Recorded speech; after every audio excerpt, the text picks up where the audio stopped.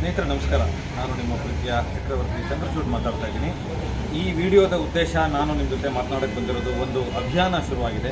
ನನ್ನ ಹಿರಿಯ ಸ್ನೇಹಿತರಾದಂತಹ ಗುರುದೇವ್ ನಾರಾಯಣ್ ಕುಮಾರ್ ಮತ್ತು ಎಲ್ಲ ಸ್ನೇಹಿತರು ಸೇರಿ ಒಂದು ಅಭಿಯಾನವನ್ನು ಕರ್ನಾಟಕದಲ್ಲಿ ಅತಿ ದೊಡ್ಡ ಮಟ್ಟದಲ್ಲಿ ಮಾಡ್ತಾ ಇದ್ದಾರೆ. ಇದನ್ನು ಪ್ರತಿ ವರ್ಷ ಮಾಡ್ತಾಯಿದ್ರು. ಈ ವರ್ಷ ಅತಿ ಹೆಚ್ಚಿನ ಮಟ್ಟದಲ್ಲಿ ಮಾಡಬೇಕು ಅಂತ ನಾವೆಲ್ಲ ಕನ್ನಡಿಗರ ಮನದಾಸೆ. ಎಲ್ಲ ಕನ್ನಡಿಗರು ಕೂಡ ಇದನ್ನು ಮಾಡಬೇಕಾದಂಥದ್ದು. ಏಕೆಂದರೆ ಆಗಸ್ಟ್ 9ನೇ ತಾರೀಕಿಂದ ಆಗಸ್ಟ್ 15ನೇ ತಾರೀಕುವರೆಗೂ ಕರ್ನಾಟಕದ ಪ್ರತಿ ಮನಸ್ಸುಗಳಲ್ಲಿ, ಪ್ರತಿ ಮನೆಯಲ್ಲಿ, ಪ್ರತಿ ಮನೆಯ ಮೇಲೆ, ಅವರ ಕಚೇರಿಗಳ ಮೇಲೆ, ಅವರ ಅಂಗಡಿಗಳ ಮೇಲೆ, ಅವರು ಎಲ್ಲೆಲ್ಲಿ ವಾಸ ಮಾಡ್ತಾರೋ ಅಲ್ಲೆಲ್ಲವೂ ಕಡೆ ನಮ್ಮ ಕನ್ನಡದ ಬಾವುಟವನ್ನು ಅರಳಿಸಬೇಕಾದಂಥ, ಅದನ್ನು ಹಾರಿಸಬೇಕಾದಂಥ ಒಂದು ಅಭಿಯಾನ ಶುರುವಾಗಿದೆ. ಈ ಅಭಿಯಾನದ ಹಿನ್ನೆಲೆ ತುಂಬ ಸೊಗಸಾಗಿದೆ.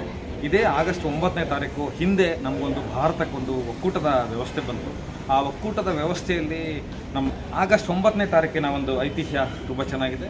ರಾಜೇಂದ್ರ ಒಡೆಯರ್ ಅವರು ಭಾರತದ ಒಕ್ಕೂಟ ವ್ಯವಸ್ಥೆಗೆ ಸಂಪದ್ಭರಿತವಾದಂತಹ ಕಲೆಯ ಇಂಥ ಅತಿದೊಡ್ಡ ರಾಷ್ಟ್ರವಾಗಿದ್ದಂತಹ ಮೈಸೂರು ರಾಜ್ಯವನ್ನು, ಮೈಸೂರು ದೇಶವನ್ನು ಭಾರತದ ಒಕ್ಕೂಟದ ವ್ಯವಸ್ಥೆಗೆ ವಿಲೀನಗೊಳಿಸಿದರು. ಇದು ಕನ್ನಡಿಗರ ಪಾಲಿಗೆ ಒಂದು ಥರದ ಹೆಮ್ಮೆಯ ತ್ಯಾಗ ಇರ್ಬೋದು, ಭಾರತದ ಮಟ್ಟಿಗೆ ಒಂದು ಹೆಮ್ಮೆ ಇರ್ಬೋದು. ಎರಡೂ ಕೂಡ ವಿಲೀನ ಆದಂಥ ದಿನ.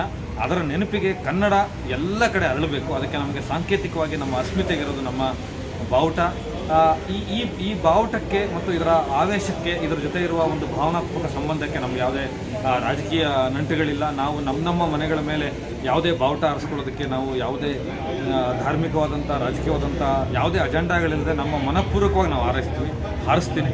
ನಾನಂತೂ ಆಗಸ್ಟ್ 9ರಿಂದ 14ನೇ ತಾರೀಕು ತನಕ ನನ್ನ ಕಚೇರಿಯಲ್ಲಿ, ನನ್ನ ಮನೆಯಲ್ಲಿ ಮತ್ತು ನನ್ನ ಸ್ನೇಹಿತರಲ್ಲಿ, ನನ್ನ ಬಳಗದಲ್ಲಿ, ನನ್ನ ಎಲ್ಲ ಸ್ನೇಹಿತರುಗಳ ಕಡೆ ಈ ಅಭಿಯಾನದ ಜೊತೆ ಇರ್ತೀನಿ. ಈ ಬಾವುಟವನ್ನು ಹಾರಿಸ್ತೀವಿ. ಇದು ನಮ್ಮ ಪರಮ ಕರ್ತವ್ಯ. ಇದು ಬೇರೆಯವರು ಹೇಳಿ ಮಾಡುವಂಥದ್ದಲ್ಲ. ನಾವೇ ಪ್ರೀತಿಯಿಂದ ಪ್ರತಿನಿತ್ಯ ಹಾರಿಸಬೇಕಾದಂಥ ವಿಷಯ.